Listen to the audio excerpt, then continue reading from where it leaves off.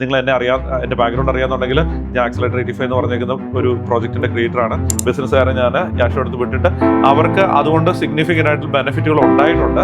അപ്പോൾ അത് ഞാൻ നിങ്ങളോടൊന്ന് അക്നോളജ് ചെയ്യുകയാണ്. അതിനാണ് ഞാൻ ഇതെല്ലാം പറഞ്ഞത്. ടിപ്പിക്കലി ഒരു 100 കോടി രൂപ തൊട്ട് മുകളിലുള്ള ആൾക്കാരാണ് മേജർ ആയിട്ടുള്ള പ്രൈവറ്റ് ആയിട്ട് ഞാൻ വർക്ക് ചെയ്യുന്ന ആൾക്കാർ. ആ പാർട്ണർഷിപ്പിലൂടെ ഏഷ്യയിലുള്ള കമ്പനികളെ കൂടുതൽ നെക്സ്റ്റ് ലെവലിലേക്ക് ഗ്രോ ചെയ്യിക്കാനായിട്ടുള്ള ഒരു പാത്തുമാണ് നമ്മൾ ബിൽഡ് ചെയ്തെടുക്കുന്നത്.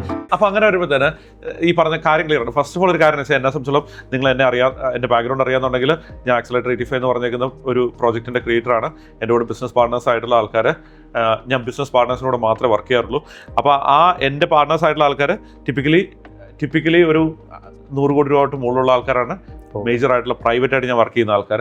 അല്ല, ഇപ്പം എനിക്ക് ചോദ്യമുള്ളത്, അങ്ങ് പ്രൈവറ്റായിട്ട് ഓരോ കമ്പനികൾക്ക് വേണ്ടി വർക്ക് ചെയ്യുന്നുണ്ടോ? എന്ന് വെച്ചാൽ അതായത് അങ്ങനെ ട്രെയിനിങ്ങിലേക്ക് വരണമെന്നുണ്ടെങ്കിൽ ഞാൻ ഓർത്തുകൊണ്ടിരുന്നത് കോമൺ ആയിട്ടുള്ള ട്രെയിനിങ്ങുകളാണ് എടുത്തുകൊണ്ടിരുന്നതെന്നാണ്. ഞാൻ ട്രെയിനിങ്ങുകൾ ചെയ്യാറില്ല ഇപ്പം. അതായത് ഈ പറഞ്ഞ രീതിയിൽ ട്രെയിനിങ്ങൾ ചെയ്യാറ് പിൽക്കാലത്ത് എനിക്ക് തോന്നിയാൽ ഞാൻ ചിലപ്പോൾ ചെയ്തേക്കും. ഇപ്പോഴത്തെ ലെവലിൽ കുറച്ച് കാലമായിട്ട് ഞാൻ ട്രെയിനിങ്ങുകൾ ചെയ്യാറില്ല. ഞാനൊരു കമ്പനിയായിട്ട് പാർട്ണർഷിപ്പിലാണെങ്കിൽ ആ പാർട്ണർ ആയിട്ടുള്ള കമ്പനികളിൽ ഞാൻ ഡയറക്ട്ലി പോയി ഇൻവോൾവ് ആവും. ചിലപ്പോൾ ദുബായിൽ ഒരു കമ്പനി ഉണ്ട്, അല്ലെങ്കിൽ സൗദിയിൽ ഒരു കമ്പനി ഉണ്ട്, അല്ലെങ്കിൽ വേറെ സ്ഥലങ്ങളിൽ കമ്പനികളുണ്ടെങ്കിൽ 100 കോടി രൂപയെങ്കിലും ഉള്ള ആൾക്കാരുടെ കൂടെയാണ് നമ്മൾ വർക്ക് ചെയ്യുന്നത്. അപ്പൊ ആ വർക്ക് ചെയ്യുന്ന കമ്പനി പ്രൈവറ്റ് ആയിട്ട് വർക്ക് ചെയ്യുന്നത്. അപ്പൊ ആ പ്രൈവറ്റ് ആയിട്ട് വർക്ക് ചെയ്യുന്ന കമ്പനികൾ അവരുടെ കൂടെ ഞാൻ അവിടെ ചെന്ന് അവരുടെ കമ്പനിയിൽ എനിക്കൊരു ചെറിയ ഓണർഷിപ്പ് ഉണ്ട്. അപ്പൊ ആ കമ്പനി വലിയ ലെവലിലേക്ക് ഗ്രോ ചെയ്യാന്നുള്ളതാണ്. അപ്പൊ നമ്മുടെ പാർട്ണേഴ്സുമായിട്ട് അപ്രോക്സിമേറ്റ്ലി ഇപ്പൊ 14ഓളം കമ്പനികളെ $1 ബില്യൺ മുകളിലോട്ട് എത്തിച്ചിട്ടുണ്ട്. അപ്പൊ എന്റെ ഒരു പാർട്ണർ തന്നെ, ജയബ്രഹാം എന്ന് പറഞ്ഞ പാർട്ണർ തന്നെ $120 ബില്യൺ ബിസിനസ് ലോകമെമ്പാടുള്ള ബിസിനസ്സുകാർക്ക് ഉണ്ടാക്കി കൊടുത്തിട്ടുള്ള ഒരാളാണ്. അപ്പൊ അങ്ങനെ ഏറ്റവും അഡ്വാൻസ് ലെവലിൽ, അതായത് ലോകത്തിലെ ഏറ്റവും വലിയ, അപ്പൊ എന്നെ സംബന്ധിച്ചിടത്തോളം ഞാനൊരു നാട്ടിലൊരു സാധാരണ ലെവലിൽ നിന്ന് വന്നിട്ടുള്ള ആളാണ്. അപ്പം ഞാനിത് പറയാനായിട്ടല്ല പറഞ്ഞത്, പക്ഷെ എന്നാലും സാധാരണ ഇതിൽ നിന്ന് വന്നതാണ്. അപ്പൊ അതുകൊണ്ട് എന്നെ സംബന്ധിച്ചോളം എനിക്ക് ലോകത്തിലെ ഏറ്റവും ടോപ്പ് ആയിട്ടുള്ള ബിസിനസ് കൺസൾട്ടൻസുമായിട്ട് പാർട്ണേഴ്സ് ആകാനായിട്ട്, അപ്പൊ ആ പാർട്ണർഷിപ്പിലൂടെ ഏഷ്യയിലുള്ള കമ്പനികളെ കൂടുതൽ നെക്സ്റ്റ് ലെവലിലേക്ക് ഗ്രോ ചെയ്യിക്കാനായിട്ടുള്ള ഒരു പാത്തുമാണ് നമ്മൾ ബിൽഡ് ചെയ്തെടുക്കുന്നത്. അപ്പം എനിവേ, അപ്പൊ അവിടെ നമ്മൾ ട്രെയിനിങ്ങുകളായിട്ട് നമ്മൾ വേറെ ഒന്നും ചെയ്യുന്നില്ല. പിന്നെ ആകെ നമ്മൾ ചെയ്യുന്ന കാര്യം വെച്ചാൽ 100 കോടി താഴെയുള്ള ആൾക്കാർക്ക് വേണ്ടി നമ്മൾ ആകെ ചെയ്യുന്ന ഒരു കാര്യം എന്ന് വെച്ചാൽ നമ്മളുടെ 100 കോടിയിലേക്ക് അവരെ കൊണ്ടുവരാന്നുള്ളതാണ് ഫസ്റ്റ്. അതിനുവേണ്ടി ഞാൻ വർക്ക് ചെയ്യുന്നില്ല. അതായത് ഞാൻ ഈ പറഞ്ഞ രീതിയിൽ ക്യാഷ് 360 എന്ന് പറഞ്ഞേക്കുന്ന ഒരു ജേർണി ഞാൻ പണ്ട് 1 കോടി മുതൽ 300 കോടി വരെയുള്ള ആൾക്കാർക്ക് വേണ്ടി ചെയ്തിട്ടുണ്ടായിരുന്നു. അപ്പൊ അത് ഫുള്ളായിട്ട് നമ്മൾ റെക്കോർഡ് ചെയ്ത് അത് കംപ്ലീറ്റ് ആയിട്ടുള്ള ആക്സസ് കൊടുത്തിട്ട് ഓൺലൈനിലൂടെ ആൾക്കാർക്ക് ഒരു 5 MBA എന്ന കോൺസെപ്റ്റ് ആണ്. അത് ഒരു വർഷം കൊണ്ട് അവർക്ക് 5 MBA ആയിട്ട് നമ്മൾ കൊടുക്കുന്നില്ലെങ്കിൽ 5 MBA ആണ്. മാർക്കറ്റിംഗിൽ, സെയിൽസിൽ, ഹ്യൂമൻ റിസോഴ്സ് മാനേജ്മെന്റ്, ഹയറിംഗിൽ, ഫയറിംഗിൽ, നെഗോഷിയേഷനിൽ, ഇങ്ങനെയുള്ള കാര്യങ്ങളെല്ലാം അവർക്ക് MBA കിട്ടുന്നതിന് ഈക്വലന്റ് ആയിട്ടുള്ള ഒരു എൻറ്റയർ ആയിട്ടുള്ള ഒരു വെർച്വൽ ട്രെയിനിങ് ഉണ്ട്. അപ്പൊ അതിനകത്ത് മോർണിംഗിൽ വന്ന് എൻ്റെ ഒരു പാർട്ണർ ആയിട്ടുള്ള സജനാക്കെ വന്നിട്ട് മൊമെന്റം എന്നാണ് ഈ പ്രാക്ടീസിന്റെ പേര്. അപ്പൊ എൻ്റെ മൊമെന്റത്തിലൂടെ അവർക്ക് ക്യാഷ് സിഗ്നിഫിക്കലി ഉണ്ടാക്കാനായിട്ടുള്ള കാര്യങ്ങളെല്ലാം ചെയ്യുന്നുണ്ട്. അപ്പൊ അതിനെക്കുറിച്ച് ക്യൂരിയസ് ആണെങ്കിൽ ഞാൻ അതിനെക്കുറിച്ച് കൂടുതൽ ആരെങ്കിലും ഉണ്ടെങ്കിൽ നിങ്ങൾക്ക് റീച്ച് ഔട്ട് ചെയ്യാം. പക്ഷെ അല്ലാതെ അതിനകത്ത് ഞാനില്ല, ഞാൻ ഒരാളെ വന്ന് പഠിപ്പിക്കുന്ന ആ ഒരു കാര്യം. അതിലേക്ക് ജോയിൻ ചെയ്യണമെങ്കിൽ എന്താ അതിന്റെ മാർഗം? അതിലേക്ക് ജോയിൻ ചെയ്യാനായിട്ട് താഴെ വല്ല നമ്പർ വല്ല കിട്ടുവാണെങ്കിൽ എന്റെ ടീമിനെ കോൺടാക്ട് ചെയ്ത് കഴിഞ്ഞാൽ എന്റെ ടീം അതിലേക്ക് വരാൻ പറ്റും. പക്ഷെ ഇതിനൊന്നും അല്ല ഞാൻ ചോദിച്ചത്. ഞാൻ പറഞ്ഞതെന്ന് വെച്ചാൽ എന്റെ പാർട്ണർ കമ്പനികളായിട്ടുള്ള ആൾക്കാർ യാഷയുടെ അടുത്തോട്ട് ഞാൻ ആക്ച്വലി വിട്ടിട്ടുണ്ട്.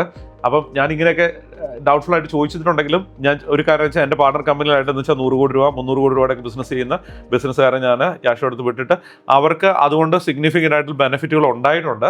അപ്പൊ അത് ഞാൻ നിങ്ങളോടൊന്ന് അക്നോളജ് ചെയ്യുകയാണ്. അതിനാണ് ഞാൻ ഇതെല്ലാം പറഞ്ഞത്. അപ്പൊ അങ്ങനെ വരുമ്പോൾ ഈ പറഞ്ഞ രീതിയിൽ ഏത് മതത്തിലുള്ളവർക്ക് വരാം. ഈ പറഞ്ഞ രീതിയിൽ അവർക്ക് ബിസിനസ്സിൽ ഞാൻ കണ്ടിട്ടുള്ള ഏറ്റവും മെയിൻ ആയിട്ടുള്ള പ്രോബ്ലം എന്ന് പറഞ്ഞാൽ എനഫ് ആയിട്ടുള്ള ക്യാഷ് ഇല്ലെന്നുള്ളതാണ്. അപ്പൊ ബേസിക്കലി അപ്പൊ ആ ക്യാഷിലുള്ള ഡിഫറൻസ് നമ്മുടെ ഹീലിംഗിലേക്ക് വന്നു കഴിഞ്ഞാൽ എത്ര പെട്ടെന്ന് ഫീൽ ചെയ്യാൻ പറ്റും?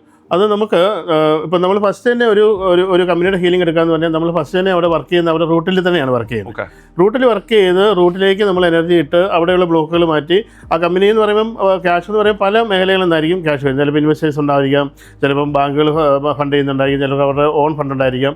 ഇപ്പോൾ ഏതാണോ അതിനകത്ത് എവിടെയാണോ അവർക്ക് ആ ബ്ലോക്ക് ഉള്ളത് ആ ഒരു ബ്ലോക്ക് നമ്മൾ ഫൈൻഡ് ഔട്ട് ചെയ്തിട്ട് അവരുമായിട്ട് ഇൻട്രാക്ട് ചെയ്യും. ഇപ്പോൾ നിങ്ങൾക്ക് ഈ ഒരു മേഖലയിൽ ഇന്ന ബ്ലോക്കല്ലേ വന്നുകൊണ്ടിരിക്കുന്നത്, അല്ല ഇന്ന രീതിയിലാണ് ബ്ലോക്ക് വന്നുകൊണ്ടിരിക്കുന്നത്. അപ്പോൾ ഓക്കെ, അപ്പോൾ അവിടെ ആണെന്നുണ്ടെങ്കിൽ അവിടെ നമ്മൾ ആ ഒരു ബ്ലോക്കുകൾ മാറ്റിയിട്ട് അവിടെ നമ്മൾ എനർജി ഇട്ട് കൊടുക്കും. നമ്മൾ ബ്ലോക്ക് മാറ്റി മാത്രമല്ല ഹീലിംഗിന് ഉദ്ദേശം എന്ന് പറയുന്നത്, അവിടെ നമ്മൾ ആവശ്യമായിട്ടുള്ള എനർജിയും കൂടി അവർക്ക് ഇട്ട് കൊടുക്കും. ആവശ്യമായിട്ടുള്ള എനർജി അവിടെ സപ്ലൈ ചെയ്യും. അപ്പോൾ ആ സപ്ലൈ ചെയ്യുന്ന സമയത്ത് അവർക്ക് ആ ഒരു എൻറ്റിറ്റിയുമായിട്ട് ഉള്ള ആ ഒരു കോൺട്രാക്റ്റ് എത്രയും പെട്ടെന്ന് ഡെവലപ്പ് ചെയ്തെടുക്കാനായിട്ടും ആ രീതിയിൽ അവർക്ക് വരുത്തേണ്ട ഫണ്ട് അവർക്ക് അവർക്ക് വന്നു ചേരാനായിട്ടുള്ള അവസരം ഉണ്ടാവുകയും ചെയ്യുന്നു എന്നുള്ളതാണ്. അപ്പോൾ നമുക്കറിയാം നമ്മളിപ്പം ചെയ്യുന്ന എല്ലാ പ്രവൃത്തികളും നമ്മുടെ എനർജിക്ക് പിന്നെ അനുയോജ്യമായിരിക്കില്ല. എന്നുവെച്ചാൽ നമ്മൾ ചെയ്യുന്ന എല്ലാ ഡിസിഷനും, അല്ലെങ്കിൽ നമ്മളിപ്പോൾ കണക്ട് ചെയ്യാൻ പോകുന്ന ഒരു കമ്പനി, അല്ലെങ്കിൽ ഒരു ഫണ്ടിന് വേണ്ടി നമ്മൾ സമീപിക്കുന്ന ഒരു ബാങ്ക്, അതെല്ലാം നമുക്ക് പോസിറ്റീവ് ആയിരിക്കണമെന്നില്ല. അപ്പോൾ അങ്ങനെയുള്ള ചില കാര്യങ്ങളാണെങ്കിൽ ചിലപ്പോൾ നമുക്ക് ഒന്ന് ഫിൽറ്റർ ചെയ്യേണ്ടി വരും. അവിടെയാണ് ഏറ്റവും പ്രധാനപ്പെട്ട മറ്റൊരു കാര്യം കിടക്കുന്നത്. ഇപ്പം നമുക്കൊരു ക്യാഷ് ഫ്ലോ ആണ് ആവശ്യം. അപ്പോൾ ആ ക്യാഷ് ഫ്ലോയ്ക്ക് വേണ്ടി നമ്മൾ സമീപിക്കുന്ന ആളുകളും വ്യക്തികളും ബാങ്കുകളും അല്ലെങ്കിൽ അതുപോലുള്ള ഫിനാൻഷ്യൽ എൻറ്റിറ്റീസിലേക്ക് നമ്മൾ പോകുന്ന സമയത്ത് നമ്മളുമായിട്ട് കണക്ട് ചെയ്യാൻ പറ്റുന്ന ആളുകളെ നമ്മൾ കണക്ട് ചെയ്യുള്ളൂ.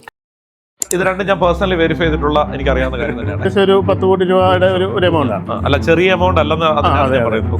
അപ്പം അദ്ദേഹത്തിന് ആവശ്യമുള്ള ഫണ്ട് ഓൾറെഡി ആയി. എങ്കിലും അദ്ദേഹത്തിന് എക്സ്ട്രാ ഫണ്ട്, കാരണം അദ്ദേഹം ചെയ്യുന്ന ബിസിനസ്സിൽ എത്ര ഫണ്ട് ഉണ്ടെങ്കിലും ആ ബിസിനസ്സിൽ പിന്നെ ഗ്രോ ചെയ്യാവുന്നതാണ്.